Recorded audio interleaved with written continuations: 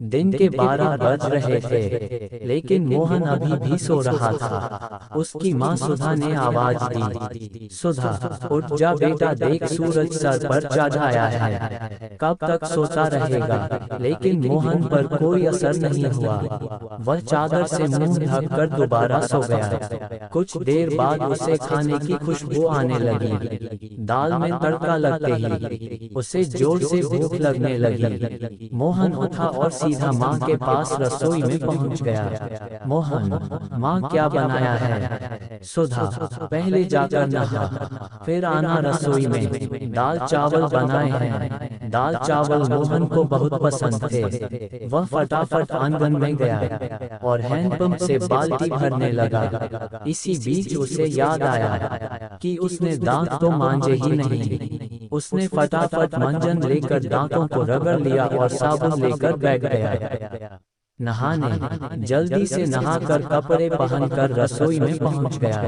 तब तक खाना तैयार हो चुका था। माँ ने खाना परोस दिया। खाना बहुत ही स्वादिष्ट बना था। मोहन ने भरपेट खाना खाया। वह खाना खाकर उठा तो माँ ने टोक दिया, सुधा, अब कहाँ चल दिया? मोहन, माँ, लगता है खाना कुछ ज्यादा ही खा लिया, बहुत तेज नींद आ रही है।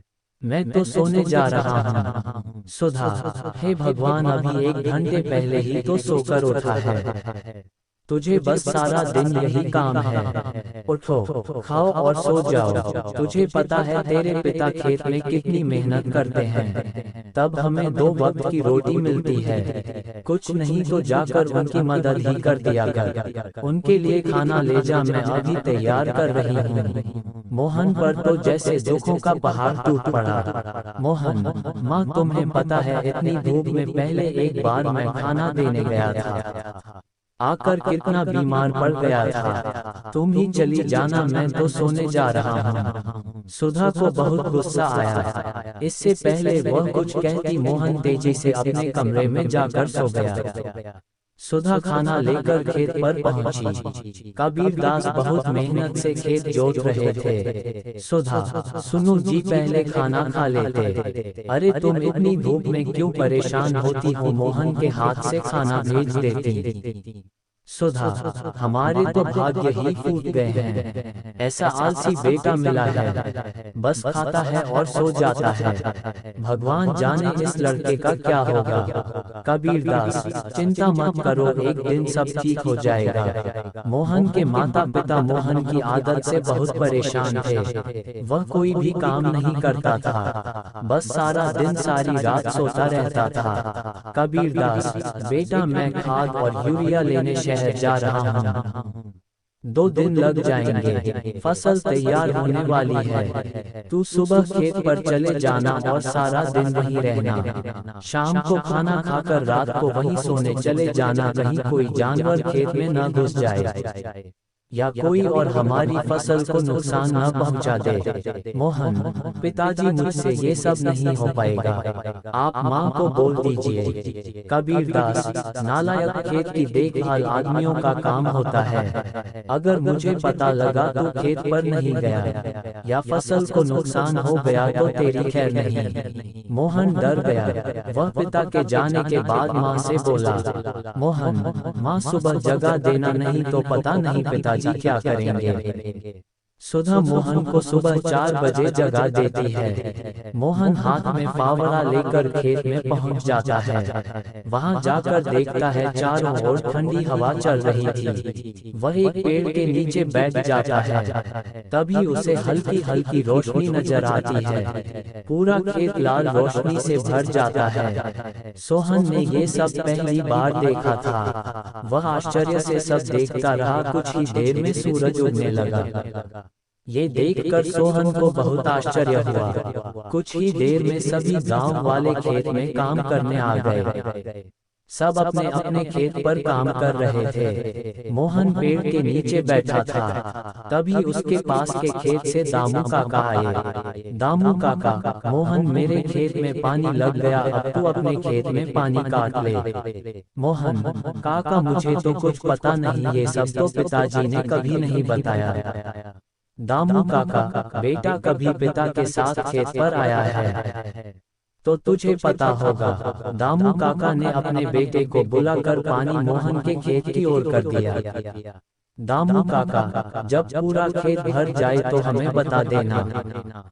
मोहन बैठकर देखता रहा, लेकिन सुबह जल्दी उठने के कारण उसे नींद आ गई। खेत में पानी बहुत ज्यादा भर गया। तभी दामू काका दौड़ते हुए आए। दामू काका, नालायक, यहाँ सोने आया था। अपने पिता की सारी मेहनत बर्बाद कर दी, सारी फसल नष्ट हो गई।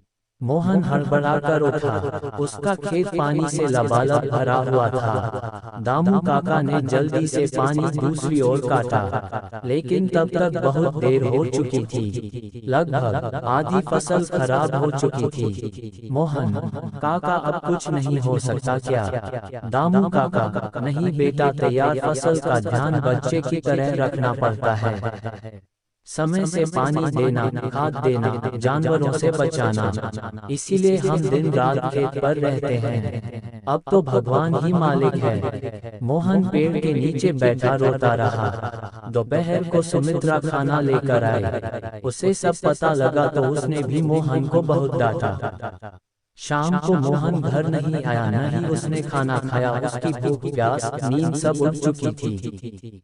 अगले दिन जब कबीरदास घर वापस आए तो उन्होंने मोहन के बारे में पूछा। सुमित्रा ने सारी बात बता दी। कबीरदास सब छोड़कर दौड़ते हुए खेत पर पहुंचे। उन्होंने देखा मोहन पेड़ के नीचे बैठा रो रहा था। दामू, फसल खराब हो चुकी थी। मोहन, पिताजी मुझे माफ कर दीजिए, मेरे आलस ने इतना बड़ा नुकसान कर दिया। आप चाहें तो मुझे पीट लीजिए। कबीरदास, नहीं, तुझे मारने से फसल ठीक नहीं होगी। वादा कर आज के बाद कभी आलस नहीं करेगा। चल अब घर चल, वही बात करेंगे। दोनों घर आ जाते हैं। मोहन की आंखों से अब भी आंसू बह रहे थे। सुधा ने उसे खाना दिया, लेकिन उसने नहीं खाया और वह अपने कमरे में जाकर रोने लगा। सुधा जी, अब क्या होगा? आधी फसल तो बर्बाद हो गई। कबीरदास, सुधा, कोई घाटे का सौदा नहीं है। आधी फसल देकर अगर बेटा सुधर गया तो यही काफी है। कबीरदास ने मोहन को बुलाया। कबीरदास, बेटा, अब तो नुकसान होना था, हो गया। अब हमें कल से आधे खेत की फसल उखाड़कर दोबारा बोनी होगी। मोहन, पिताजी, आप बाकी आधे खेत में खाद, यूरिया लगाकर उसे काटने का इंतजाम कीजिए। मैं इस पर अकेले काम करना चाहता हूँ। अगले दिन सुबह 4 बजे मोहन अपने पिता के साथ खेत पर पहुँच गया और पिता के बताए अनुसार खेत पर काम करने लगा। 4 महीने कठिन परिश्रम करने के बाद नई फसल कुछ बढ़ती हुई दिखाई देने लगी। मोहन अब एक कर्मठ, मेहनती इंसान बन चुका था।